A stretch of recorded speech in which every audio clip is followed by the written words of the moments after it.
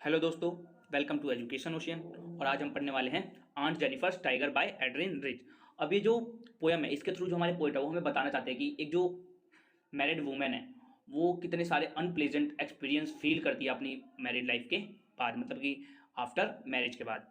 तो चलिए अब इस पोएम को लाइन बाय लाइन हम आगे समझते हैं। Aunt Jennifer's tiger prance across a screen bright topaz denizens of the world of green. They do not fear the man beneath the tree. They pace in sleek silverlick certainty. तो यहाँ पर जो हमारी poet है वो describe कर रही हैं कि जो टाइगर्स होते हैं वो कैसे स्क्रीन पे दिखते हैं, मतलब कि जो हमारी आंट जेनिफर है वो क्या कर रही है, जो निडल से जो टाइगर है उसे बुन रही हैं किस पे, एक कपड़े पे। तो वो दिखा रही हैं कि जो टाइगर है वो कितना ज़्यादा कॉन्फिडेंस होता है, उसके अंदर कोई भी फियर नहीं होता है और कितना ज़्यादा वो ब्रेव होता है। यहाँ पे प्रांस मतलब है वॉकिंग एनर्जेटिकली।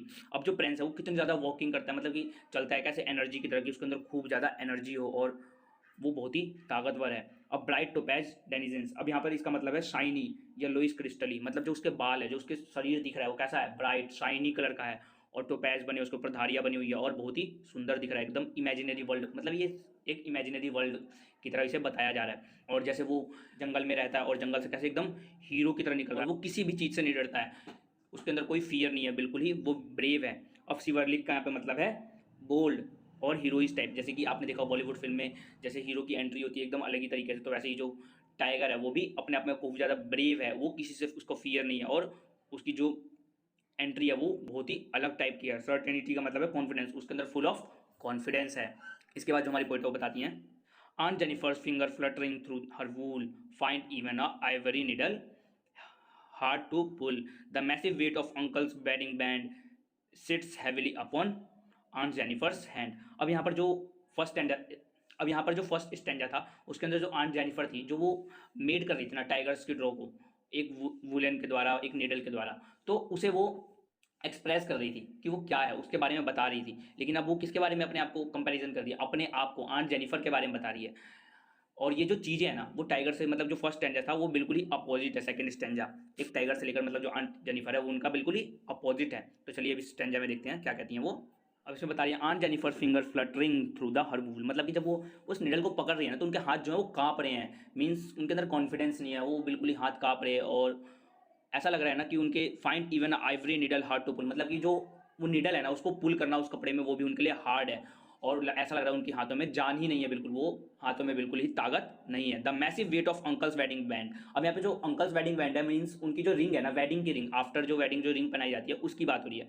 तो उसका जो वेट है ना उस सुई से भी ज़्यादा लग रहा है। क्यों? और यहाँ पर ये इसलिए बोला गया है क्योंकि जो मैरिज के बाद उनके ऊपर रिस्पॉन्सिबिलिटीज आ गई है, जो उसका बर्डन आ गया है, उस चीज़ को यहाँ पर उस वेडिंग बैंड से दर्शाया जा रहा है, मतलब कि जो रिप्रेजेंट किया जा रहा है वेडिंग बैंड को, वो किसके किसके लिए है, उनकी रिस्पॉन्सिबिलिटीज़ के लिए जो आफ्टर मैरिज उन्हें मिली है। Sits heavily upon aunt Jennifer's hand, जो कि उनके ऊपर बिल्कुल ही अच्छे से, मतलब उनके हाथों पे इतनी बड़ी रिस्पॉन्सिबिलिटीज़ है जिसका बर्डन वो सह नहीं पा रही हैं और उसके बीच वो घिर चुकी है और अपनी जो लाइफ है उसमें बिल्कुल भी इंजॉय नहीं कर पा रही और उस रिस्पॉन्सिबिलिटीज़ के अंदर आफ्टर मैरिज फंस कर रह गई हैं।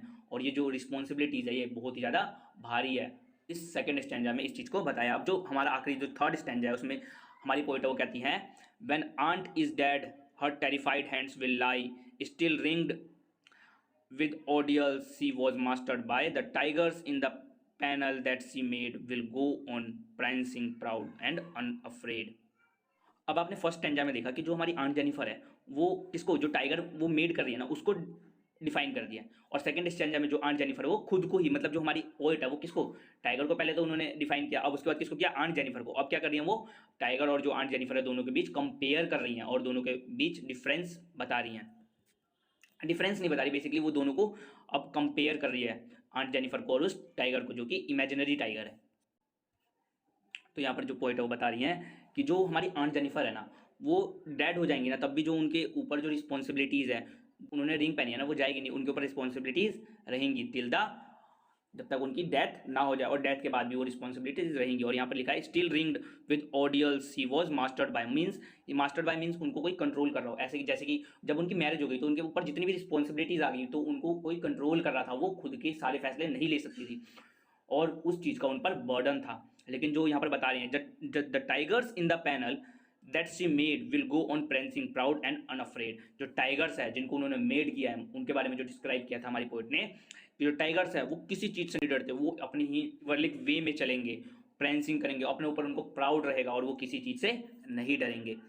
लेकिन जो हमारी आंट जेनिफर है उनके ऊपर रिस्पॉन्सिबिलिटीज़ का बर्डन है और वो काफ़ी ज़्यादा उस चीज़ से थक चुकी थी।